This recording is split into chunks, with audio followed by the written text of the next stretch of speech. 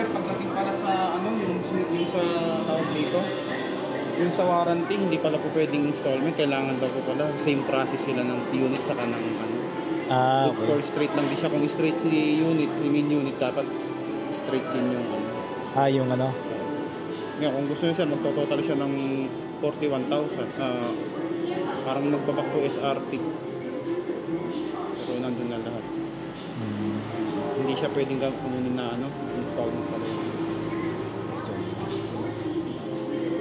Nisip ko din parang hindi ko na makailangan ng ano yung ano, insurance. Kung ano, kung optional naman yun sir. Nasa ano lang, nasa user discretion na lang. Yes sir, opo.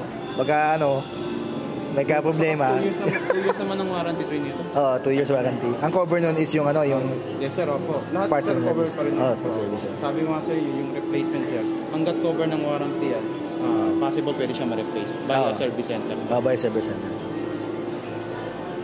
Yung offer mo na ano, na insurance, yun yung sa mga ano, yes sir, unreplaceable. yung talagang unrepairable kagad. Which is 1 year lang. 1 year lang po yung ano yan. Tapos mare-replace kasi siya sir sa mismong presyo na binili mo na TV. Sa worth 38,200 kagad, dun kagad siya mare-replace. Yung kagad yung value na pang-replace sa TV mo. Yun naman yung maganda sa kanya. Kaso 1 year lang, no? Oo, hanggang 1 year may kaya. Ibig sabihin mag-effect yun after immediately, ba? Yes, after 2 years sir, kunyari natapos na yung ano, company warranty na 2 years, papasok na po siya. Then doon, pasok na siya doon. Kung ano man mangyari sira, wag lang yung negligence na nabato. Basta yung biglang naglinya, biglang nagkaganon sira, hindi na kasi kaya talagang pagawain sir. Kumbaga, ang mangyayari nun kahit ipagawa mo yun ng ano, ang bayad mo dun halos katumbas ng presyo ng TV. At 80% ang binabayaran kagad yun sir. Pero okay naman tong si ano, no, yung yes, sir, durability. Sana tumagal. Okay, maganda to sa kung sa ano lang.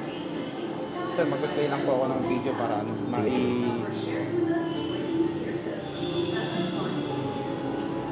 Tapos isi-set up ko na rin po. Sige.